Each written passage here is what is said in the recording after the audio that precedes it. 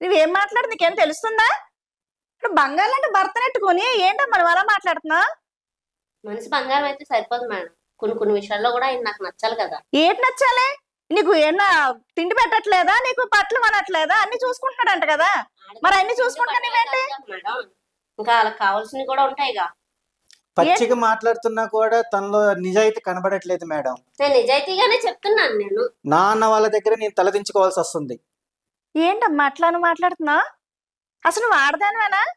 నీకు పెళ్ళయింది కదా, పెళ్ళయింది మేడం. మరి నీకు భర్త ఉండగా నువ్వెందుకు అలా చేస్తున్నావు అంటున్నాను. నీ జీవితాన్ని నువ్వెందుకు నాశనం చేసుకుంటున్నావు అంటున్నాను. చెప్తానుగా మేడం, ఆయన కరెక్ట్గా ఉండట్లేదని. ఆయన కరెక్ట్గా ఉంటే నేను బయటకి ఎందుకు వెళ్ళిపోతాను? మరేంటయ్యా నువ్వు కరెక్ట్గా ఉండట్లేదు చూసుకోవట్లేదు అంట. తన పద్ధతి ప్రవర్తన మారట్లేదు మేడం. చాలా సార్లు కౌన్సిలింగ్ ఇచ్చి చూసాము. తనకు విడాకులు ఇవ్వాలని నిర్ణయించుకున్నాను. తనలో మార్పు రాదు, మనీ మైండ్ గా తయారవుతుంది. రోజులు మారుతున్నాయా గానీ తనలో మార్పు అనేది మనీ రావట్లేదు. మైండ్ అంటే డబ్బు డబ్బు కోసం బయటకు వెళ్ళిపోతుందా?